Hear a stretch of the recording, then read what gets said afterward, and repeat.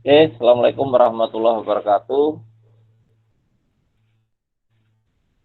Pagi ini kita akan diskusi tentang WordPress. Nanti kita akan bahas beberapa hal tentang WordPress.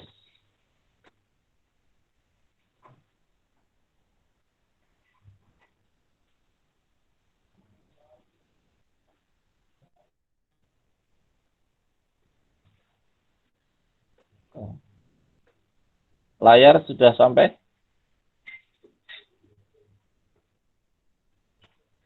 Halaman depan WordPress? Sudah Pak, Sudah? sudah muncul. Hello World. Oke, Hello World. Ya. Oke, Hello World ini standar, jadi saat kita instalasi WordPress, dia akan menyediakan sebuah sampel Hello World, terus ada di atasnya yang merah itu uncategorized, terus ada title, ada menu, di sini sampel page, oke, terus ada di bagian bawah ada arsip, recent, kategoris, recent comment, dan seterusnya, oke. Ini di awal kita instalasikan munculnya ini, teman-teman yang sudah install sudah langsung melihat yang seperti ini. Ini posisinya saya sekarang login. Terlihat di bagian atas, ini saya sedang login posisinya. Oke, addressnya saya di localhost regweb 202 WordPress. Jadi masih asli, tidak saya ubah apapun ini.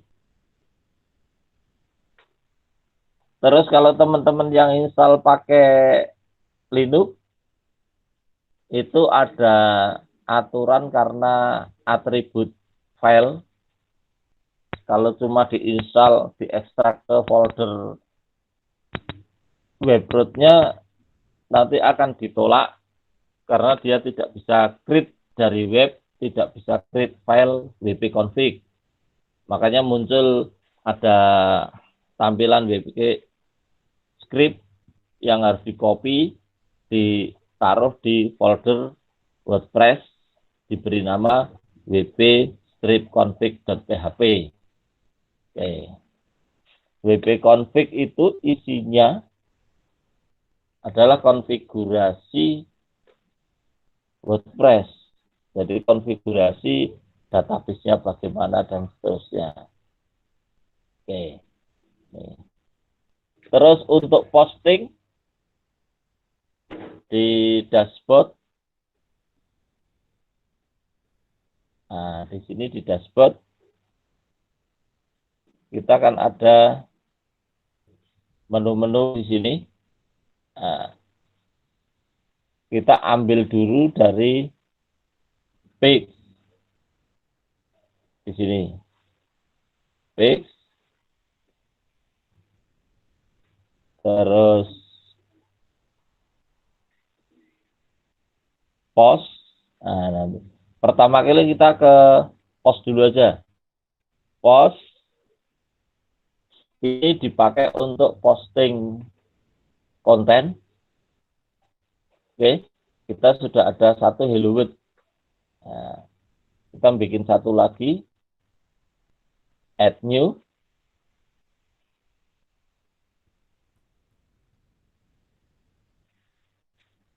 Oke,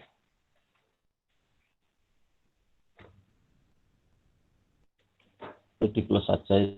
Oke, title-nya ini Kamis pagi.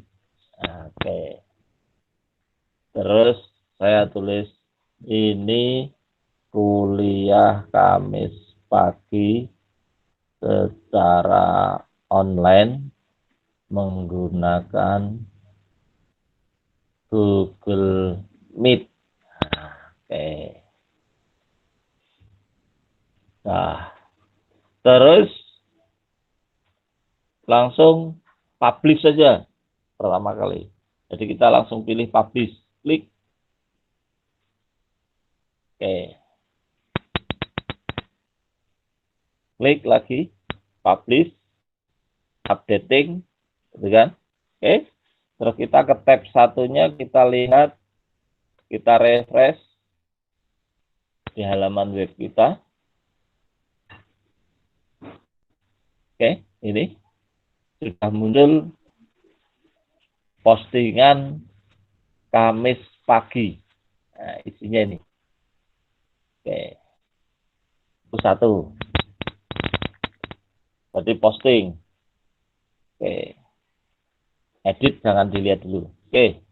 Satu posting dapat, kita lihat dari sisi database. Kita langsung ke database. Tadi saya bikin database namanya RecWeb 202 biar sama dengan foldernya tadi.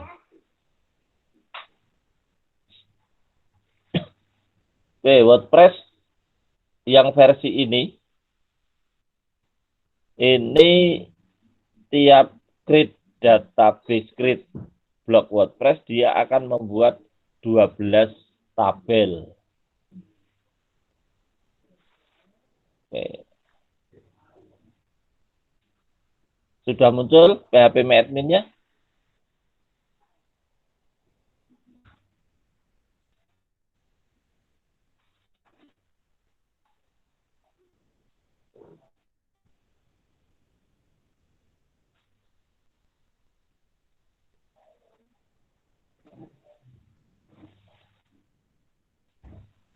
Halo.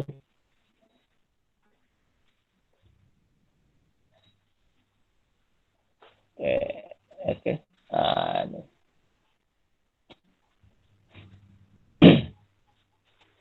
Kita tunggu dulu.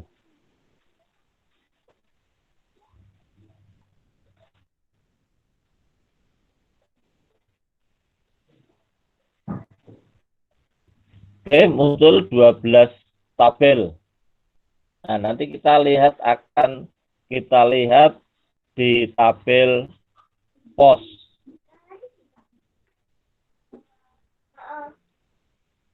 Kok belum muncul ya? Udah sampai di sana layarnya, PHP admin. Belum, Pak. Belum.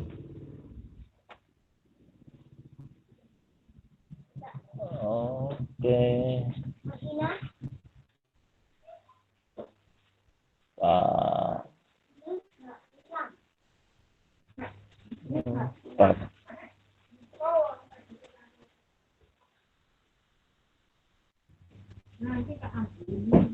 Ya, oke, itu. Ada 12 tabel di database RecWeb 202. Kita lihat tabel yang WP Post. Ini masih default, jadi saat kita instalasi kan ada prefix WP underscore. Nah, itu sebetulnya bisa kita ganti. Mau diganti apa, terserah, di depannya itu prefixnya. Karena ini masih default ya WP aja. Oke. Terus kita lihat tabel WP Post.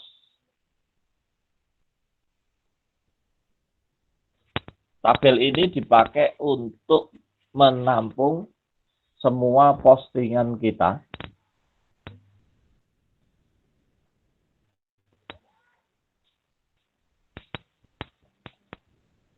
Oke, itu.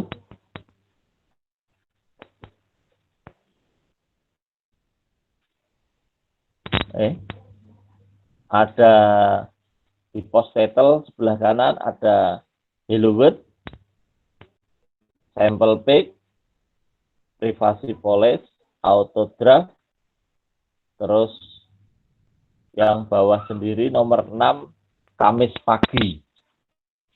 Nah, itu. Jadi di ID ini dia tiap nambah data ID-nya tambah karena auto increment. Terus ada post author, post date. Post date-nya ini tanggal 22 bulan 4 2021 jam 1.27. Kenapa jam 1.27? Nah, ini yang perlu kita perhatikan. WordPress ini belum saya ubah sedikit pun, jadi regional settingnya masih mengikuti US. Ada selisih jam.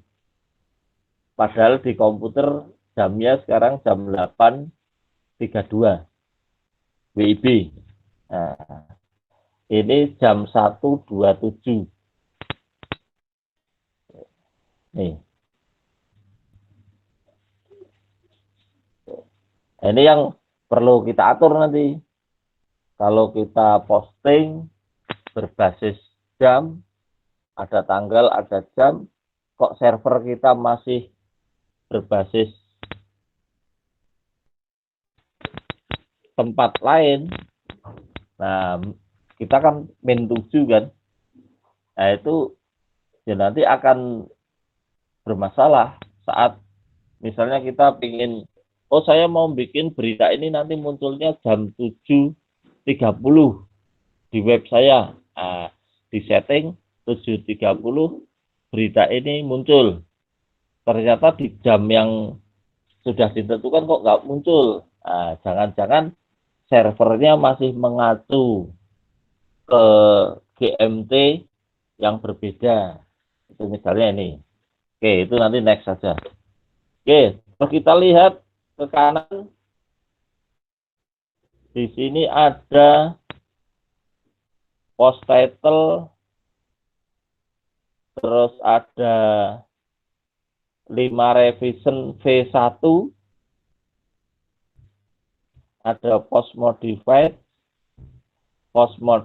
GMT, terus ada post parent GUD, menu order, revision, dan seterusnya. Nah. Oke ya. Oke, datanya itu. Kita balik ke halaman di sini. Oke, kalau kita sekarang posisinya sedang login, kita bisa melakukan editing. Berita itu kita bisa langsung edit.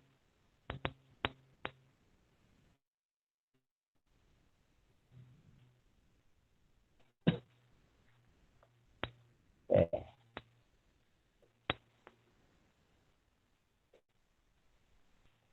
Kita ubah Kamis pagi, paginya saya ganti esok.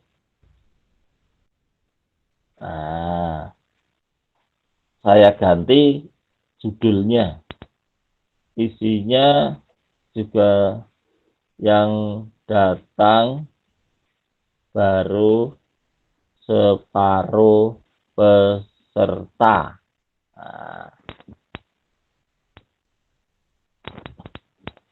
Oke, sudah ada perubahan. Tombol di sini namanya tombol update. Ya. Kita klik update, dia updating. Terus kita view post saja, kita lihat. Yang pasti harus ganti ya, karena sudah diupdate. Pasti sudah ganti. Oke, Kamis esok. Oke, ya, sudah ganti. Terus kita lihat di sisi database.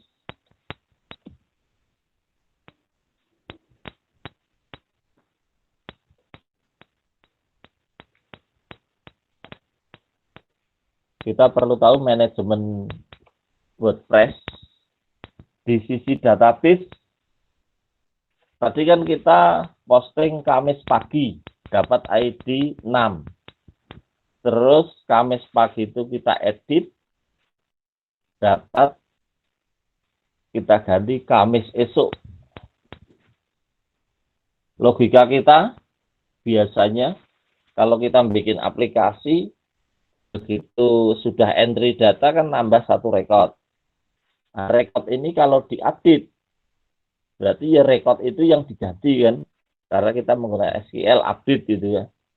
Nah, di manajemen blog WordPress dan beberapa CMS lain, dia tidak menggunakan teknik itu, tapi coba kita perhatikan di sini ada Kamis pagi ada, Kamis esok ada. Terus ID-nya 6 sama 7. Oke. Dari sini terlihat beda manajemen kan. Terus kita geser ke kanan, kita lihat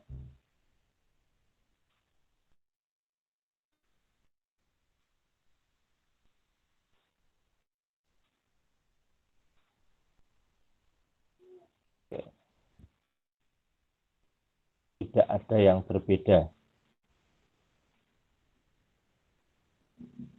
Post name 5 revision V1, 5 revision V1. Oke.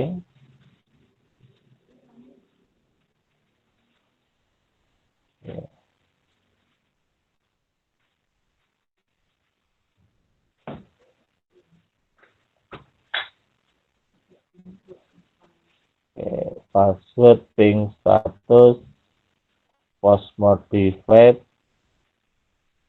post parent, menu order, menu komen. Oke. Nah, jadi teman-teman yang sudah install, dicoba juga posting satu kayak tadi, terus postingan itu kita lihat di database, setelah itu diedit postingannya, kita lihat di database, harusnya muncul 2 record. Oke.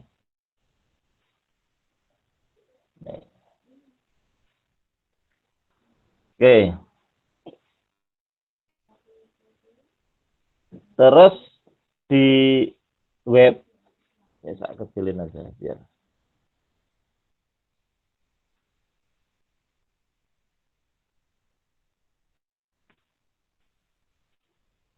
Di halaman web yang muncul Kamis esok. Yang jadi pertanyaan, Kamis pagi yang masih ada di record tadi, record nomor 6, itu kok nggak muncul di sini. Padahal di WP Pos masih ada. Kok di sini nggak muncul. Nah, kita lihat dia ada manajemen apa di situ.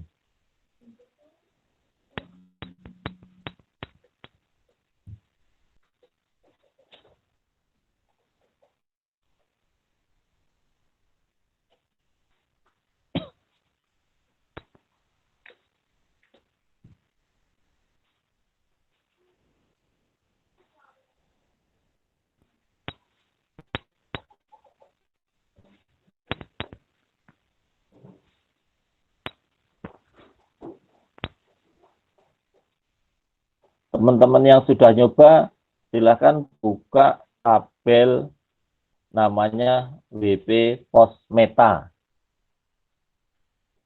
Di situ ada 3 record.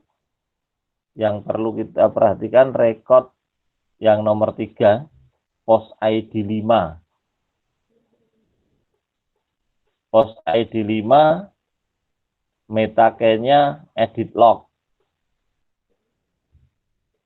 Oke.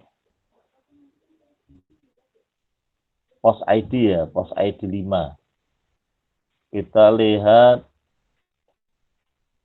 itu di situ 1.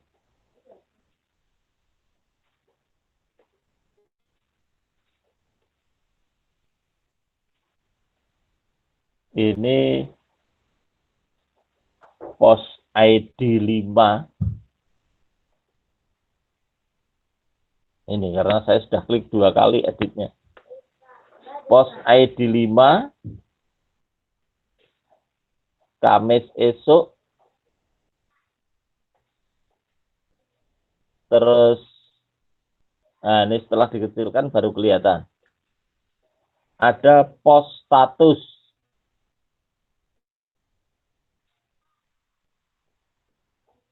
Pos statusnya ada publish, inherit, terus post name-nya Kamis pagi, 5 revision V1, 5 revision V1. Oke.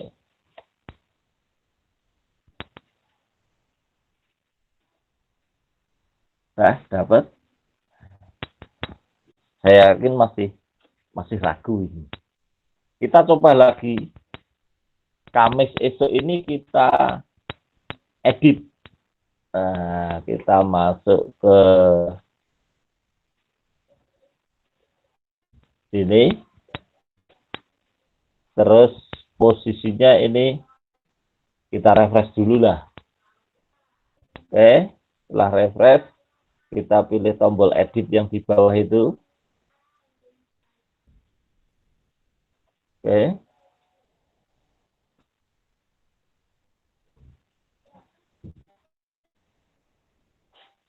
Terus Kamis esok kita ganti.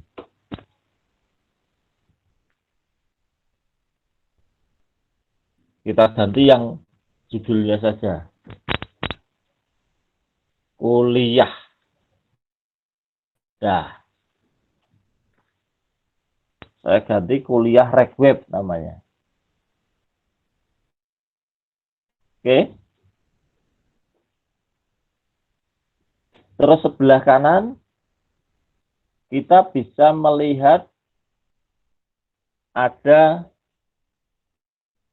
tulisan 2 revision. Berarti pernah terjadi 2 kali revisi. Oke. Itu ya, kuliah Rekweb. Di situ ada 2 revision tulisannya.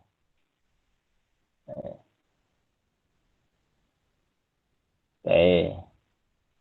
Sekarang tambah 1. Ada informasi sudah berapa kali direvisi. 2 revision. Saya update. Klik. View post. Oke, diupdate. Terus view post.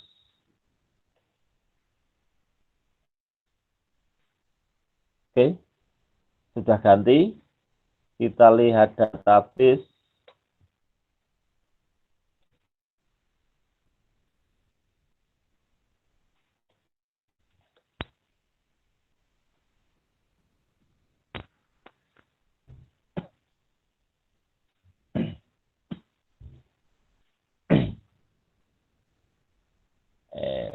Oke. Di situ diperhatikan. Tadi ada 3 rekod. Yang 1 Kamis esok, terus Kamis pagi, Kamis esok. Kamis esoknya ada 2 tadi. Terus yang Kamis esok yang ada di atas itu statusnya publish, yang lain inherit. Ya kan? Terus sekarang ada berapa ini? 1, 2, 3, 4. Ada 4. Oke. Yang di atas itu yang ID 5, tetap ke ID yang awal, itu kuliah Rekweb, publish. Oke. Terus Kamis pagi inherit, Kamis esok inherit, kuliah Rekweb yang di bawah sendiri inherit. Oke. Terus di sebelah paling kanan ada 5 revision. Oke. Di situ polanya akan kelihatan sekarang. 5 revision V1. 5-nya dapat dari mana? Nah, 5 itu mengambil dari ID data yang direvisi. Kalau kita lihat yang kuliah Reg Web Publish yang ID 5, itu kan ID-nya 5. Maka semua yang ID 6, 7, 8, yang turunannya itu namanya 5 revision V1. Oke. Sudah terlihat? Oke, jadi metode posting di CMS, di WordPress ini, kita insert, dapat record. Kita update, akan menambah record.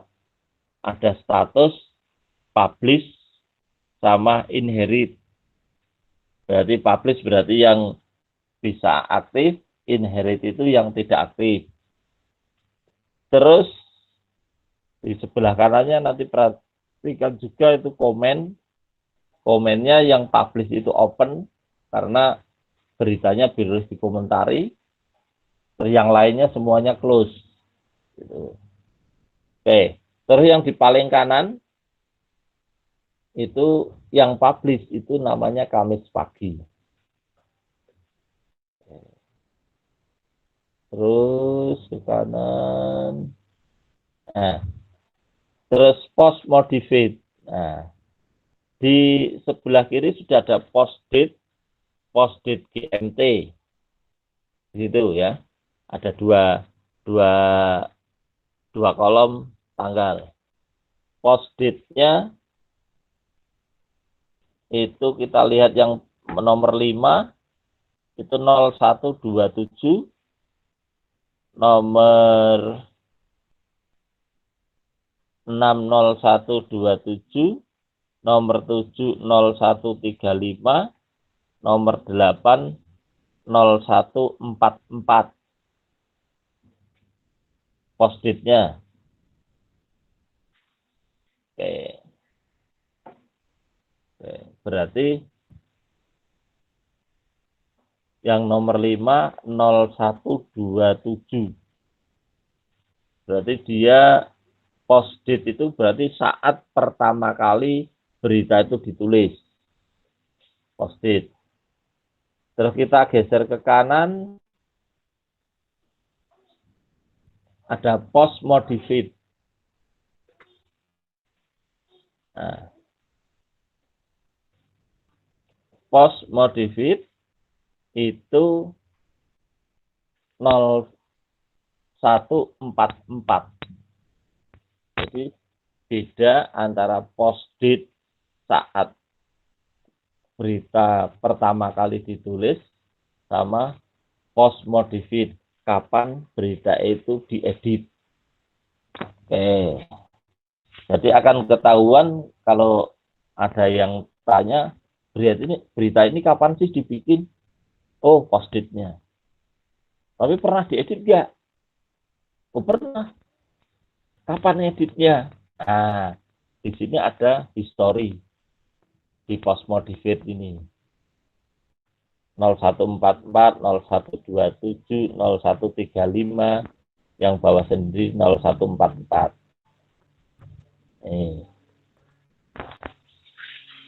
Terus GMT, nah, GMT terkait karena web itu kan internasional, multi zona jam. Nah, GMT-nya berapa, terus regional settingnya berapa. Kalau itu nanti sudah diatur akan ada perbedaan. Kalau sekarang posisinya antara GMT dengan regional setting sama. Oke. Jadi ada dua itu. Terus kita sekarang perhatikan di dashboard. Kita edit lah.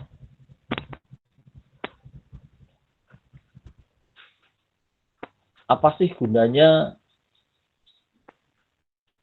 ada datanya diedit kok nggak langsung diedit, diupdate, ganti, update, ganti gitu. Gunanya apa sih? Nah, di sebelah kanan ini kan sekarang 3 revision. Mulai dari Kamis pagi, Kamis esok, kuliah rekwet. Kan 3 kali revisi. Di sini ada 3 revision. Kita lihat, klik di 3 revision, menu sebelah kanan. Oke.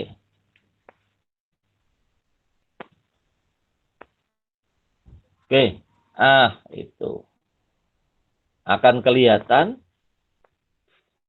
bahwa sebuah berita itu direvisi, histori revisinya seperti apa. Ini posisi Kamis esok dengan kuliah rekweb. Di sini di atas tengah ada bar saran revision.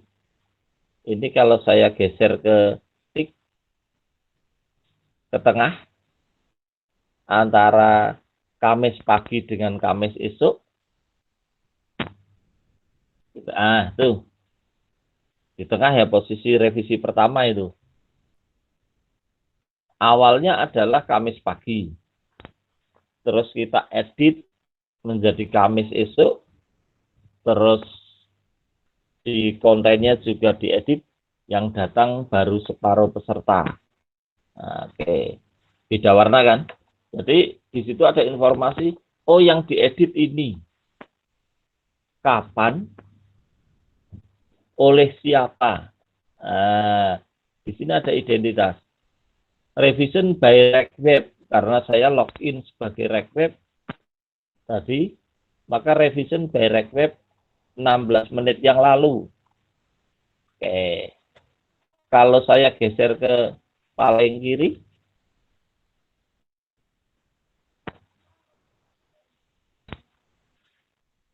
oke, dari tidak ada menjadi ada. Berarti ini postingan pertama. Oke. Kelihatan? Nih. Oke. Jadi gunanya tadi tiap diedit kok nambah rekod, nambah rekod, nambah rekod. Itu gunanya untuk melihat histori. Jadi sebuah berita itu tidak boleh secara digital langsung serta-merta diedit langsung hilang, nggak boleh. Harus ada tempat atau slot atau media penyimpan bahwa berita itu pernah ada, pernah direvisi oleh siapa, direvisi lagi oleh siapa, kapan, dan seterusnya. Direvisi lagi oleh siapa, kapan, dan seterusnya. Oke. Kalau kita sering buka Wikipedia, kan kita bisa melihat berita sebelumnya. Oke, terus gunanya apa?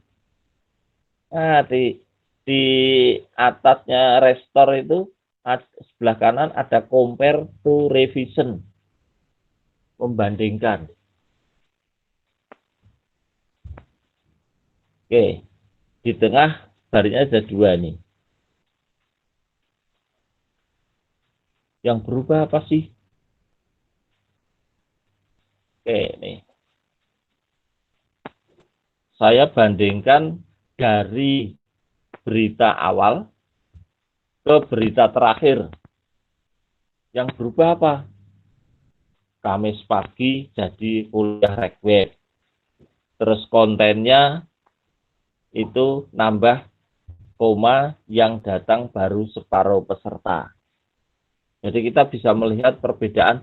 Oh, ini yang diganti mana sih? Seperti saat kita bekerja bersama pakai Drive, itu yang boleh ngedit beberapa orang, nanti akan kelihatan. Oh, ini diedit oleh ini diedit oleh ini. Gitu. Akan kelihatan di situ. Nah, ini yang perlu kita pikirkan saat kita membuat aplikasi, kita juga harus mengamankan data. Oke.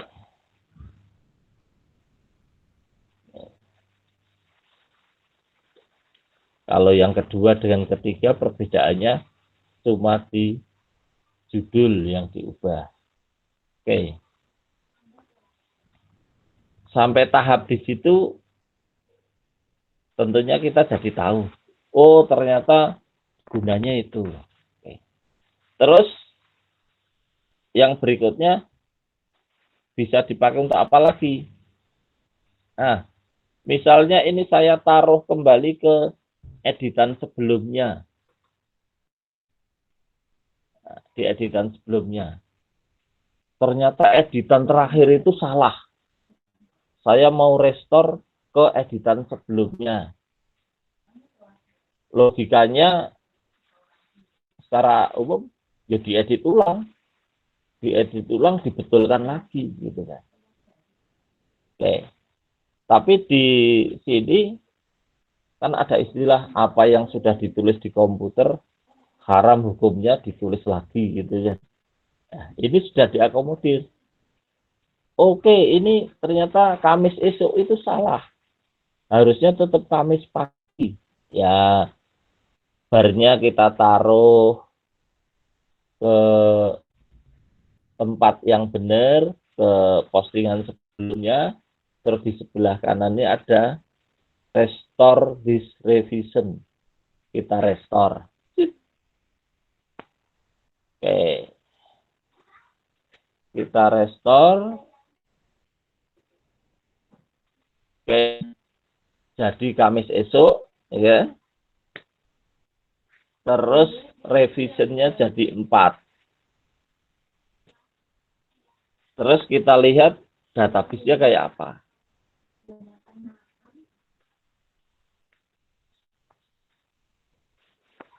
Oke. Di database tadinya ada 8 rekor. Kita refresh.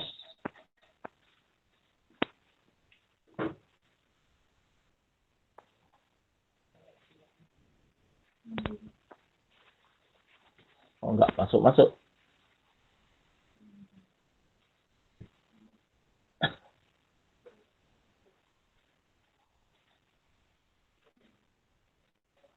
Oh, sorry. Yang baru datang terlalu asik ngobrol. Oke, yang baru datang. Sorry tadi asik ngobrol.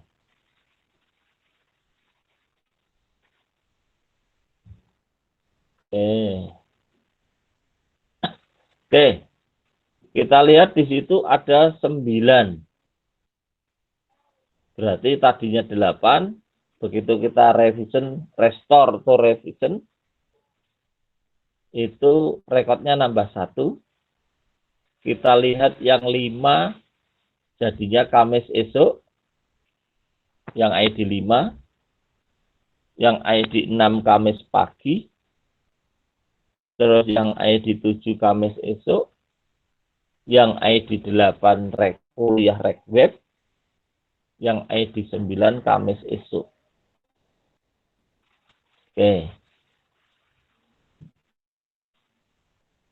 Begitu kita melihat seperti ini, maka restore tadi itu perlakuannya persis dengan update. Kalau update kan kita tombol edit, kita ngetik ulang. Kalau restore itu yang ngetik ulang sistem. Kita tinggal pencet klik restore, maka dia akan update rekodnya. Makanya revisinya tadi nambah. Oke. Walaupun itu restore, tapi secara data tetap terlihat kapan sih melakukan restore, kapan direstore, oleh siapa, dan seterusnya. Kita bisa lihat di postingan lagi di sini, 4 revision tadi. Di situ akan ada history proses updating. Di situ kelihatan posisi terakhir sekarang Kamis esok, posisi sebelumnya adalah rek web, kuliah rek web.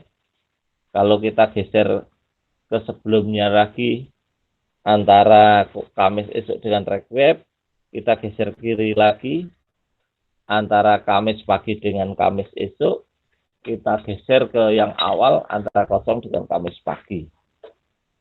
Oke. Tuh. Oke.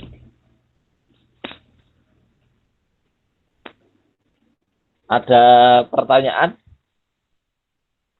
Ini kita lihat sebagai orang IT melihat sistem.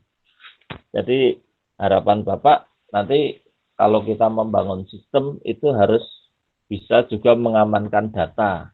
Karena data is oil. Jangan sampai misalnya gini, kasus nilai.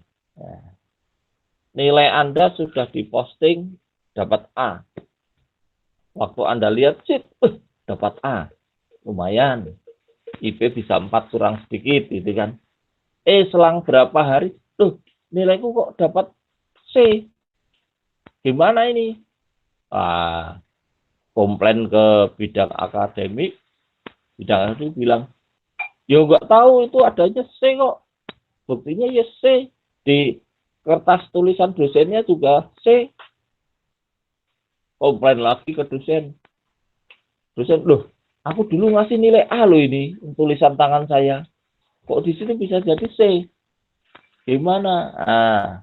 Sistem tidak bisa ngomong kalau tidak ada histori yang seperti ini. Tapi kalau ada histori seperti ini, sistem bisa ngomong sebagai bukti digital. Oh, tanggal sekian dia diinsetkan, ditransaksikan nilainya A. Selang hari diupdate nilainya jadi C oleh orang ini jam sekian, menit kesekian, detik kesekian. Yang berubah nilainya. Seperti ini. Kuliah recap jadi Kamis esok. Gitu kan historinya kelihatan. Terus di sini siapa yang melakukan revision, kapan melakukan revisinya, itu kan kelihatan semua.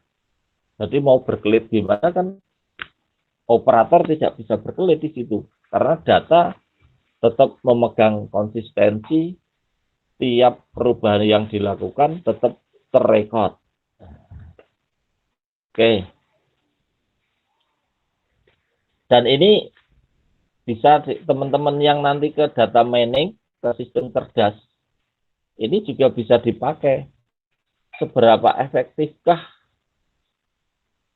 sebuah aplikasi atau sistem kerja di unit tertentu dalam menggunakan sistem informasi? Sering update tidak, sering gonta-ganti tidak. Nah, kalau ada ini kan datanya kelihatan. Oh, si A itu kebiasaannya kalau nulis berita, nulis sedikit, nanti selang berapa hari diedit lagi, selang berapa hari diedit lagi. Di sini rekodnya kelihatan berapa kali melakukan revisi. Nah, nanti di data mining sistem kan akan ketemu analisis. Oh, pegawai A itu dia kurang konsisten.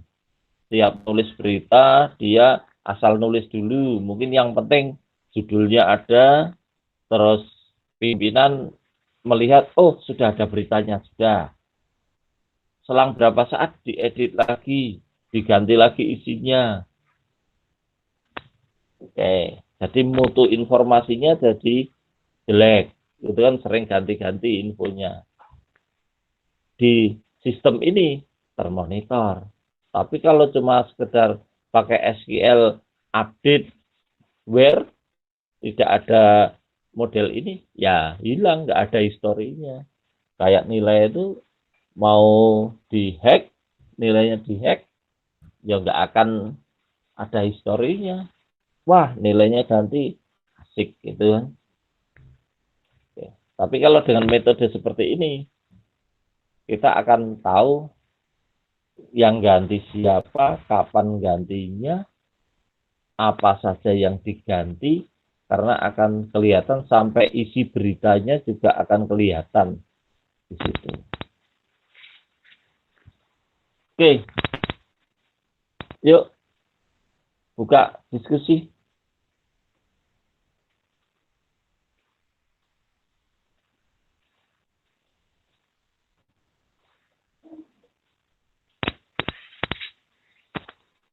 Ayo.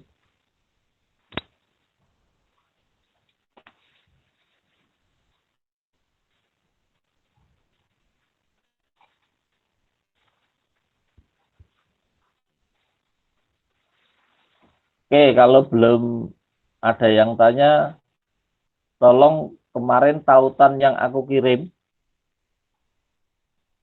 itu di post ke chat. Tautan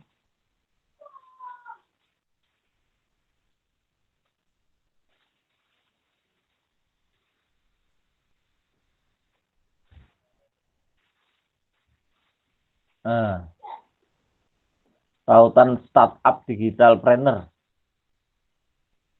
Kemarin saya 20 April. Bisa bantu? Masukin ke WordPress ya, Pak? Enggak, dikirim ke chat aja, ke chat Google Meet. Biar kita bisa demo. Yang HTTPS startup digital entrepreneur co ID.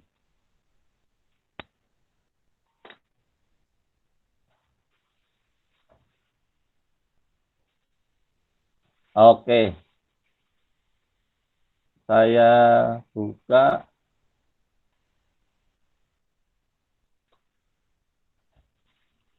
Ini sesuai dengan postingan yang saya tulis, saya tidak ngiklan. Oke. Nih. Yang perlu kita lihat ini modelnya.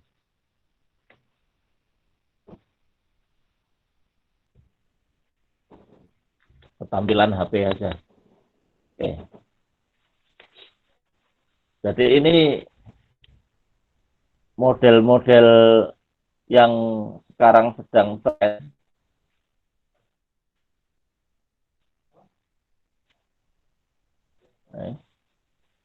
Ini ada video. Oke. Terus daftar sekarang. Terus ada tokoh-tokoh yang sudah menggunakan metode ini, tokoh-tokoh sukses. Artinya ini adalah testimoni. Kalau di postingan saya sebelumnya yang tak taruh di IGTV itu tentang sales funnel, itu sebetulnya ini. Jadi saat kita mau menjual sesuatu, ini misalnya kan bagaimana memulai dan membangun bisnis e-commerce yang menguntungkan. Ini kan ceritanya ini kan mau menjual bisnis training. Oke, terus daftar sekarang, klik. Ini pop up biasalah bagi kita.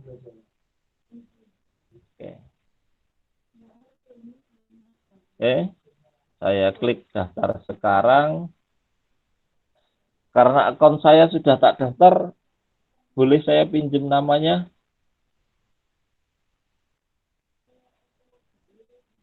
Bisa didikte.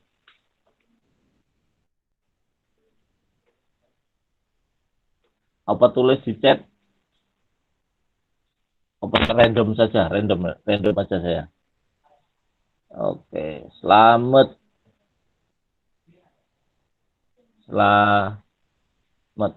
Sugeng. Email aktif.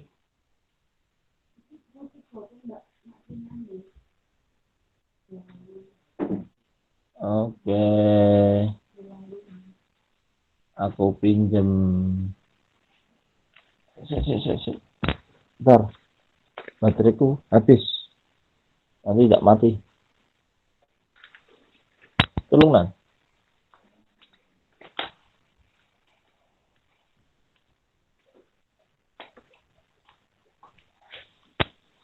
Oke.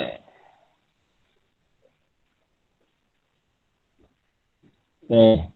Saya pakai itu. Next.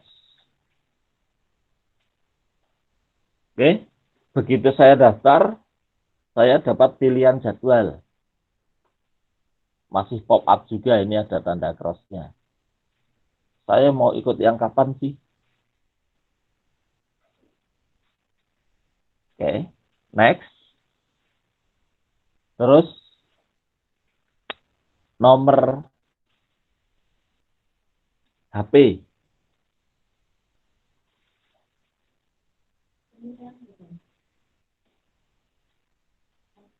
Kita lihat di situ masih Amerika 62, langsung ganti hitam putih. Berarti kalau kemarin kita belajar ajak, ajaknya dipakai untuk ini. Saat kita ketik 62, itu langsung ajak akan mencari plus 62 itu mana sih?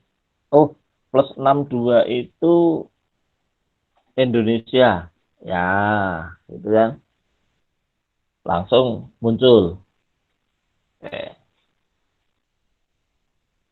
813277800105.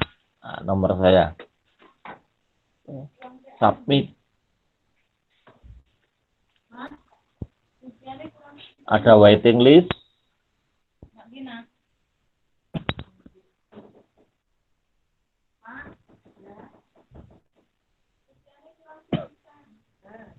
Jadi proses pendaftaran itu simple, menyenangkan, gitu kan? Oke. Terus begitu kita sudah daftar, maka kita akan disambut oleh sistem. Hai, Selamat Sugeng, karena saya tadi nulis Selamat Sugeng, first name, last name. Oke, pendaftaran telah berhasil, dikasih applause. Sampai di sini kadang kita bingung. Setelah daftar ngapain sih? Ada akses masuk, ada cerita macam-macam. Wah, ruwet. Ada video. Kita play videonya. Oke. Dia cerita. Cerita.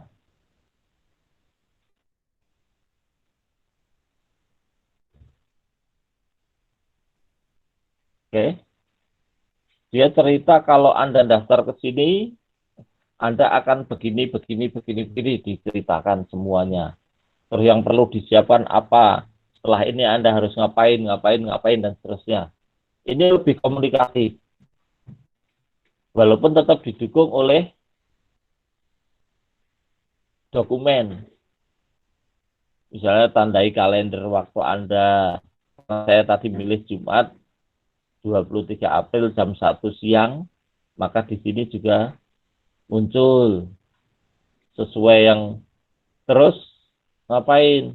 Oh, di blok kalendernya itu jam itu di blok. Oke. Di blok biar apa? Biar saya tidak menerima kegiatan lain. Kita harus ngeblok kalendernya itu. Terus hadir lebih awal. Di sini tidak ada rekaman replay untuk training ini. Suruh hadir lebih awal. Artinya tata cara yang diperlakukan di kegiatan ini dia jelaskan. Gunakan komputer, laptop, dan Google Chrome browser. Oh, berarti saya tidak boleh pakai HP. Harus pakai komputer.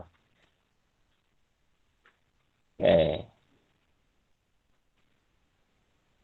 Walaupun di sini ada kata Anda dapat mengikuti eksklusif online training ini melalui komputer, laptop, tablet, ataupun HP yang terkoneksi dengan jaringan.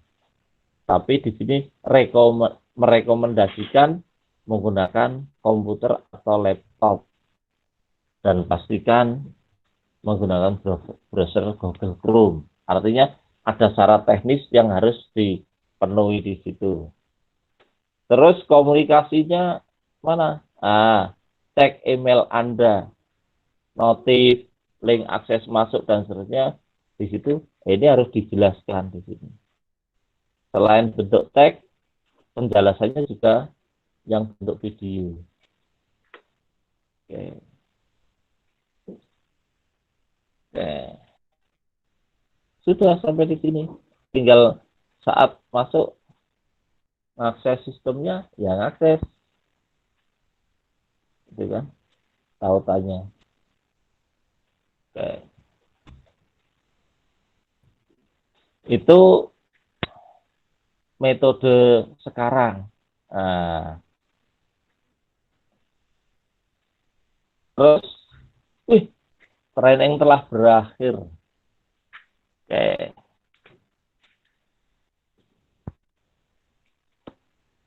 Training telah berakhir. Sudah lewat tanggalnya. Artinya tetap harus ada informasi di situ. Oke, ini. Jadi saat kita membangun sistem, mungkin pasti di sebuah sistem itu kan ada proses pendaftaran. Begitu orang daftar, maka harus ada proses melengkapi dokumen, berkas, atau syarat-syarat tertentu yang harus disetorkan setelah daftar itu. Terus mungkin teknologi sekarang verifikasinya email, nomor WA, atau akun medsos. Notifikasi untuk verifikasinya mau menggunakan apa? Di situ harus dijelaskan juga. Artinya orang awam begitu daftar ke sistem kita yang kita bikin, itu tidak seperti masuk hutan yang tidak menggunakan kompas, tidak tahu arah mata angin juga tidak tahu, pokoknya masuk hutan terus ngapain? Bingung. Nah, itu jangan sampai terjadi seperti itu. Itu dari sisi pengguna. Artinya saat kita membangun aplikasi, itu ada aplikasi yang untuk sisi konsumen, pengguna konsumen, ada sisi back transaction. Back transaction itu lebih ke transaksi yang penuh dengan tabel, dengan konsentrasi khusus agar dia bisa melakukan transaksi. Ada back office di belakang. Artinya gini, konsumen itu jangan diperlihatkan betapa rumitnya data, betapa rumitnya sistem, tapi diberi informasi, sesuatu yang asik saja. Daftarnya enak loh ternyata, gitu kan? Oke, cuma klik selesai. Padahal di back office-nya setengah mati di situ. Terus yang karena konsumen itu orang luar yang mau ditarik agar masuk ke tempat kita, itu harus dibikin happy. Terus di sisi back office, di situ ada transaction pegawai yang mengelola data, merespon data. Itu ya disediakan menu yang cukup banyak dengan komponen yang cukup banyak. Karena memang dia statusnya bekerja di situ untuk menyelesaikan masalah, untuk mengerjakan tugas, beda. Jadi kalau kita marketing itu ngomong ke calon konsumen itu harus yang manis. Artinya kalau orang IT ngomong ke konsumen itu berarti kan form pendaftaran. Form pendaftarannya enak. Sebelum daftar sudah ada informasi, ada testimoni. Orang-orang yang sukses di sistem ini orangnya seperti apa. Atau sistemnya itu didukung oleh tenaga ahli yang seperti apa. Untuk meyakinkan agar si konsumen itu mau transaksi. Nah, yang di belakang, yang pegawai, itu nggak usah pakai gambar-gambar. Pokoknya ada transaksi kayak kasir bank itu, pokoknya enter, tek. Harus itu semuanya kerja. Jadi beda antara untuk konsumen dengan untuk orang yang bekerja. Kan perlakuannya beda. Walaupun di sistem yang sama. Oke. Terus teknologi sekarang karena memang sudah teknologinya adalah multimedia, itu lebih kena itu informasinya adalah ada seseorang yang ngomong. Nah, kayak saya pakai Meet ada videonya di situ ngomong, tangannya gerak, kelihatan ngomong gitu kan. Dengan menampilkan background di situ karena marketing dia backgroundnya juga yang meyakinkan itu kan. Beda nek saya ngajar backgroundnya kan ya seadanya. Buku ada buku. Pas ngajar di sawah karena saya mau mengajak suasananya itu lebih ke alami, ya saya ngajarnya di sawah. Ada backgroundnya sawah. Oh ternyata asik juga ya belajar di alam terbuka, gitu kan. Itu. Oke, ini contoh ya. Oke. Dan banyak metode-metode yang seperti itu digunakan. Terus di, nah ini saya nyinggung ke postingan sebelumnya di sales funnel itu. Sales funnel itu kan seperti corong besar, terus mengecil, mengecil, mengecil sampai corong kecil. Nah, saat kita mengiklankan kan corongnya besar. Kita ngiklanin, kuliah di April ya. Wah, di medsos, di mana diomongin. Kita jualan produk. Ini aku punya produk baru, ini tertarik ya? Ini. Kita ngomongin. Akhirnya orang pada melihat, melirik, nonton, oh testimoninya ada, orang-orang yakin kalau kita belanja online pasti nonton review. Setelah lihat barangnya, kita lihat pelapaknya siapa, kita lihat reviewnya seperti apa, oh bagus, baru kita ngambil keputusan untuk transaksi gitu ya. Tanya dulu, barang ini ada enggak kan? Oh ready, silahkan order. Ya, itu kan. Terus kita baru melakukan order. Order, terus transfer, nanti proses barangnya akan datang di situ transaksinya. Dan kita nyaman menggunakan aplikasi transaksi online, tidak ribet. Nah itu, jadi kalau teman-teman sering belanja online, perhatikan juga aplikasi mana yang bikin repot konsumen, aplikasi mana yang bikin enak konsumen. Maka nanti yang paling laris adalah aplikasi yang bikin enak konsumen. Konsumennya nyaman, terjamin, gitu kan. Oke, balik ke sini. Oke, ada yang tanya? Silakan. Santai.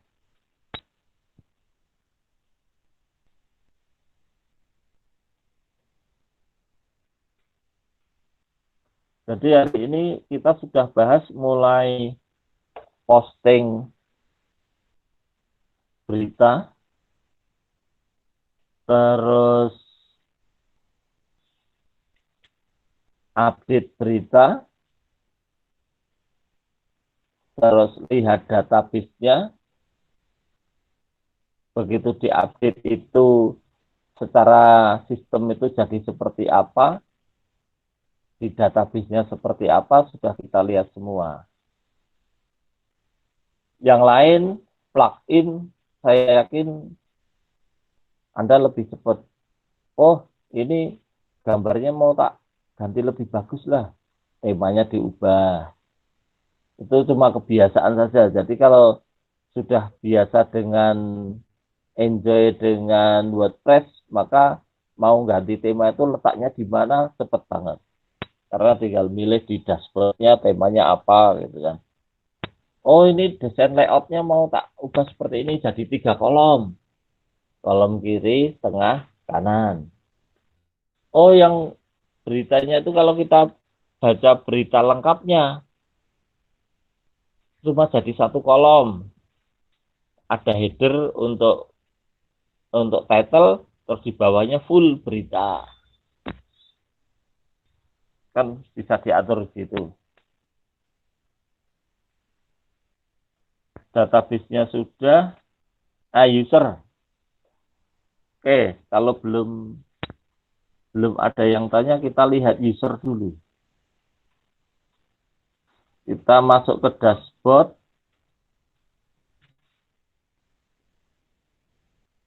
Kita lihat menu user.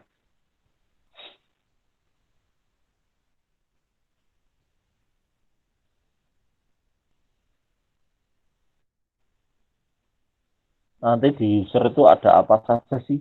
Nah, di situ. Di situ ada user rek web. Oke. Emailnya itu role-nya administrator. Nah, yang penting di situ role. Coba kita add new. Kita tambah user. Oke.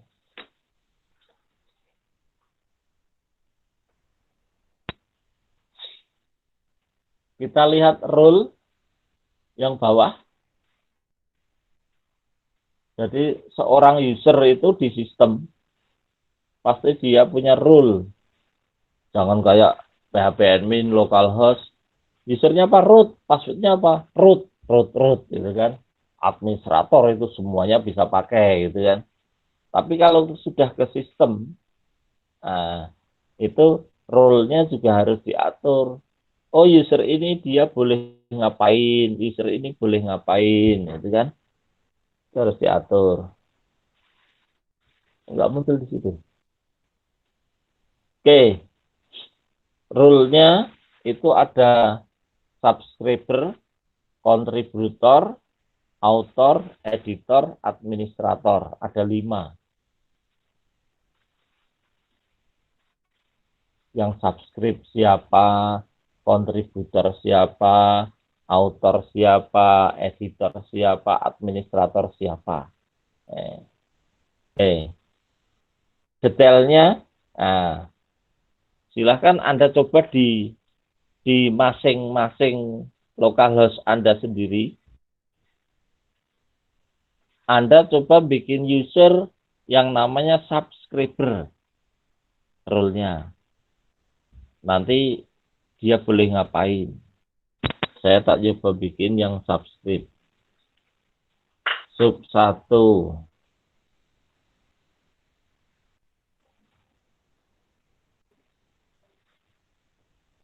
Namanya sub 1. Password sub 1. Sub 1. Oke. Subscriber. Terus notifnya dikirim ke email enggak? Ya, dikirim. Karena biar usernya dapat notif di email. Add new. Oke. Di sini ada user yang namanya sub 1. Oke, saya logout dulu.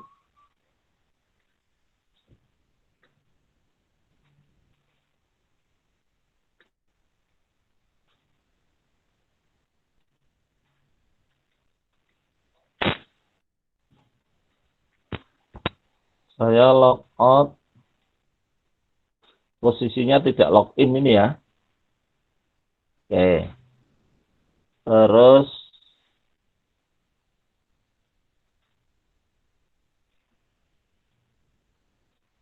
saya cari login di meta ini. Login sub 1.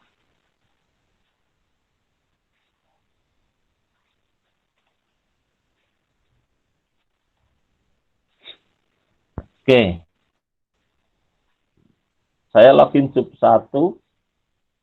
Posisinya subscriber. Saya bisa ngapain sih? Saya cuma bisa ganti profil saya.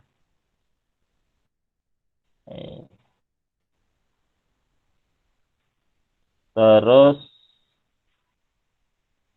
dashboardnya ada apa? Oke. Di dashboard saya cuma bisa melihat berita yang publish. Di situ ada recently published, cuma 2. Oke.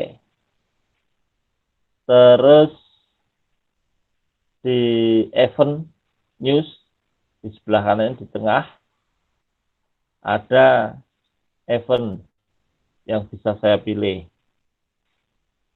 Oke, saya lihat yang postingan kita aja nih. Yang Kamis esok saya klik. Oke. Saya boleh ngapain? Edit nggak ada di sini subscribe itu. Oke.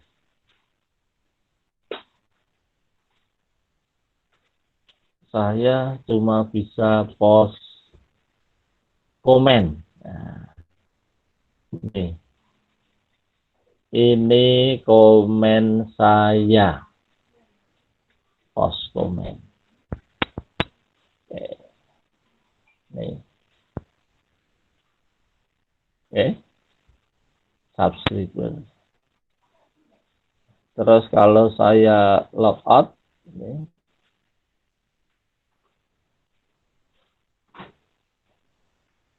Oke.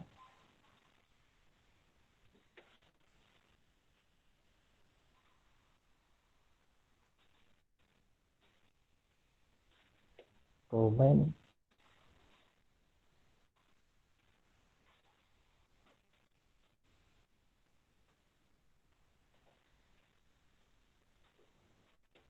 Oke. Ini tadi sudah komen belum masuk.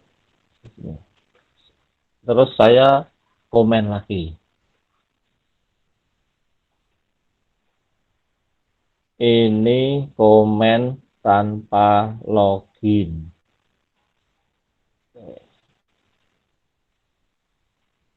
Uji coba @g.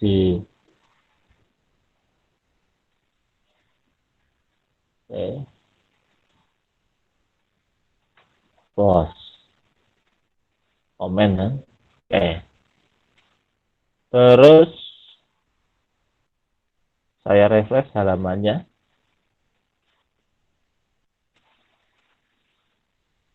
Refresh.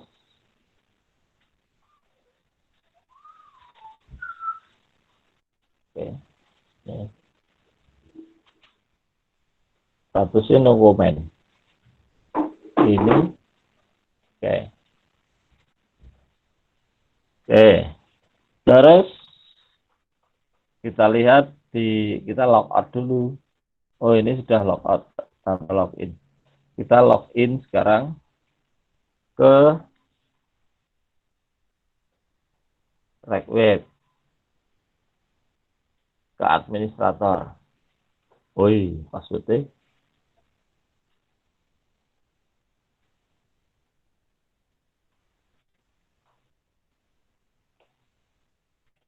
Oke. Oke. Begitu login sebagai administrator, kita akan melihat di situ komen. Oke. Komen ada 2. Yang satu yang sub 1 tadi, terus satunya yang tanpa login. Benar nggak? Nah, ini. Ada komen yang butuh persetujuan. Nih, pro. Nah, yang satu aja tak pro. Nah, berarti komen ya, itu kalau belum di approve oleh petugas, maka belum muncul di web. Ini sudah saya approve. Kita lihat geser ke database. Oke. Di sini ada WP komen. Oke. Oke. comment ID, comment post ID, comment author email, author URL, author IP, comment date, comment konten, dan seterusnya. Oke. Comment post ID, kita ingat, post ID-nya mana? Oh, di WP post tadi post ID-nya 5. Yang Kamis esok itu kan 5 post ID-nya. Nah, yang di komen 5. Terus, yang komen siapa? Sub 1.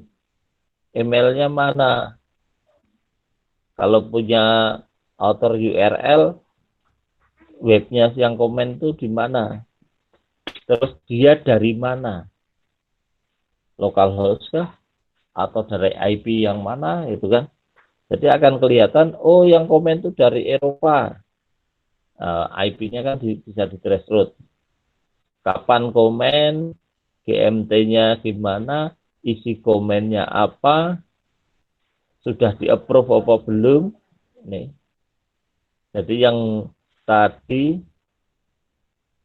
yang coba, yang uji coba, itu belum di-approve, berarti masih 0. Tapi yang sub 1 tadi sudah di-approve, angkanya jadi 1. Berarti komen yang sudah disetujui yang mana itu kan.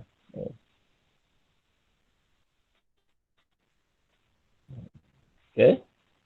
Terus editnya pakai apa? Oke. Ini komen. Jadi dia akan mengacu ke post ID yang di komen.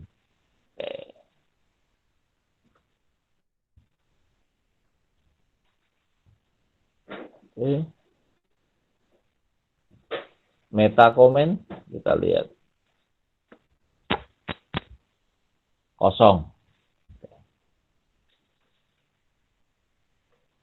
Oke. Nah, sampai komen aja. Di user yang tadi itu. Oke. Begitu sudah di-approve,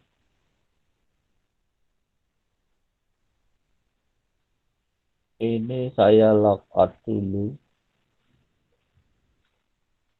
Terus saya masuk ke halaman webnya.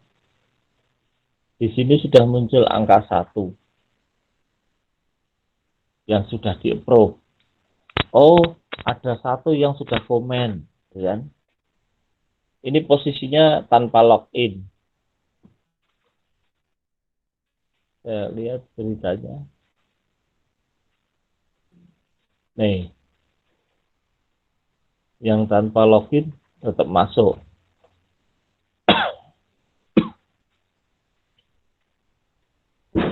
Nih.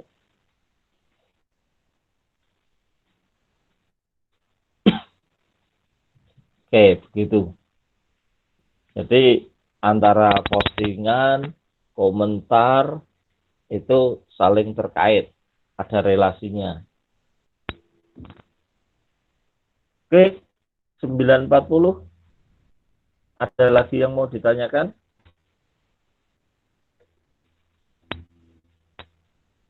Presentnya saya stop dulu.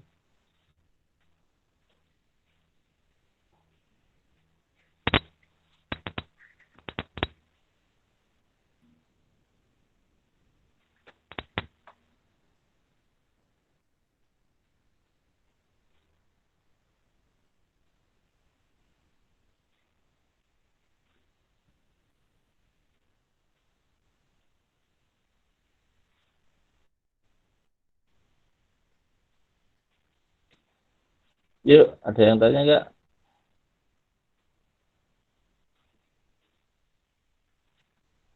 Nggak ada kayaknya, Pak. Nggak ada. Oke. Kalau nggak ada ya sudah. Oke, jadi teman-teman dari paparan tadi saya harapkan sudah bisa punya gambaran. Jadi saat membangun sistem informasi itu Terus gimana sih? Gitu. Jangan dilihat WordPress-nya, tapi arsitektur di situ, kenapa dia bisa seperti itu yang perlu kita gali. Jadi harapan saya ya waktu bangun aplikasi yang betulan, kita harus lebih manusiawi terhadap konsumen. Baik konsumen yang orang luar maupun konsumen yang back office, yang pegawai yang di dalam. Karena kalau kita nggak manusiawi, nanti kita membangun aplikasi seperti robot. Robot itu kalau nggak disentuh, dia nggak mau melakukan aktivitas. Kalau disentuh harus dengan prosedur yang jelimet. Akhirnya akan muncul stigma menggunakan komputer red. Kita harus mengubah itu. Jadi, saat orang berpikir menggunakan komputer itu repot, nah kita harus mengubah pola pikir konsumen, karena konsumen kita adalah bukan orang IT. Konsumen kita adalah orang yang hanya bisa buka browser atau buka aplikasi, terus memasukkan data, melakukan transaksi, dan konsumen kita percaya ke aplikasi, apa yang dimasukkan pasti direspon atau di sistem. Jangan sampai kita buat aplikasi, bikin pendaftaran, formnya banget, disimpan gagal simpan, nah, disimpan gagal, tidak ada konfirmasi, terus ini hilang. Saat komplain, kemarin saya udah nyari, tolong daftar ulang ya, karena yang kemarin tidak terekam. Nah, itu langsung jadi orang sudah langsung tidak percaya ke kita. Begitu orang tidak percaya ke kita, ya sudah, market kita habis. Karena kita kan harus membangun sistem.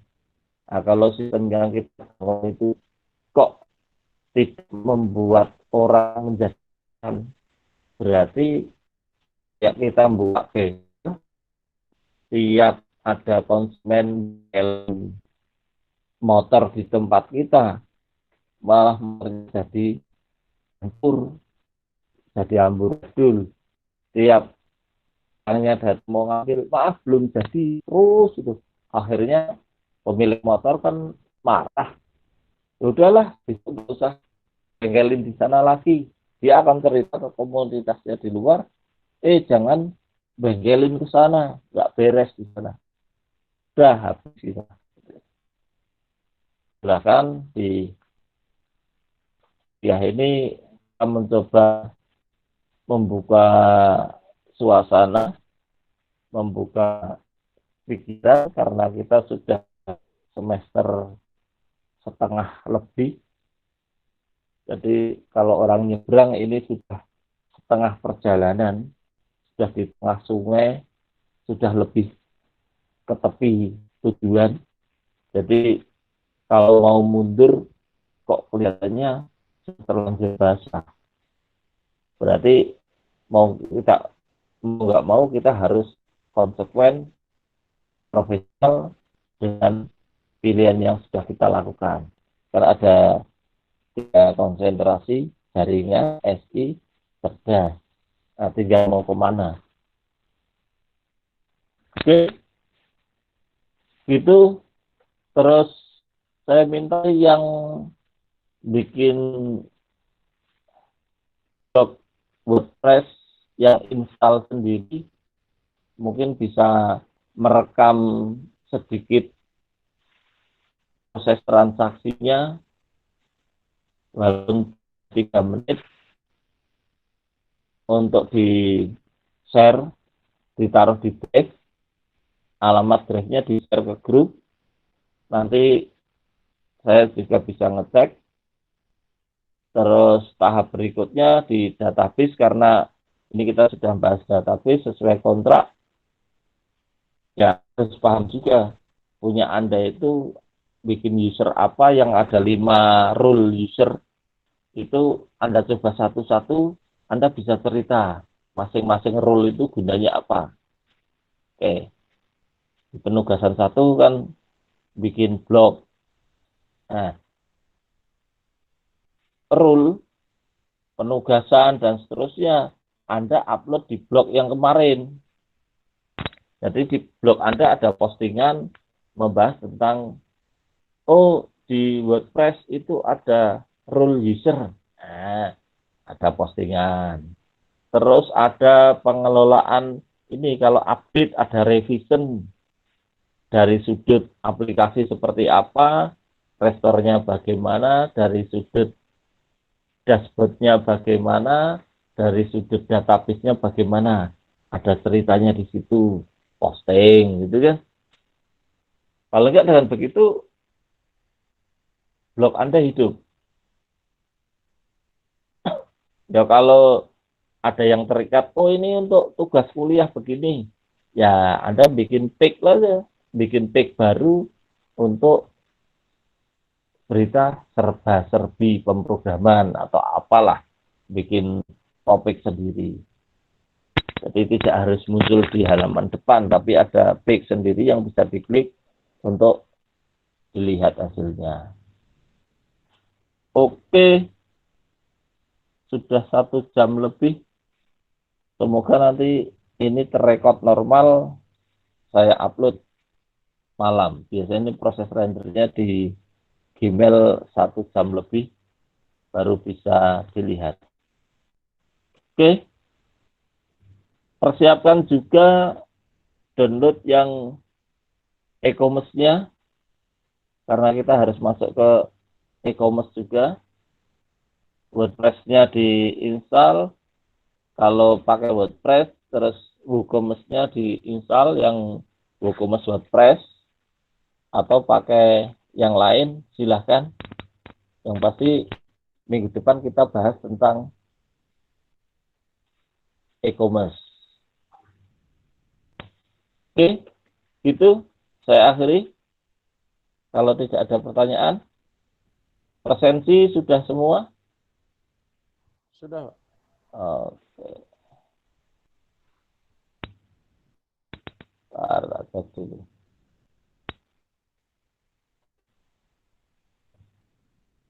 Oke. Oke, saya akhiri jam 9.49. Terima kasih. Mohon maaf ada salah. Assalamualaikum warahmatullahi wabarakatuh. Tetap sehat untuk kita semua. Waalaikumsalam. Amin. Sehat-sehat, Pak. Waalaikumsalam, Pak. Terima kasih, Pak.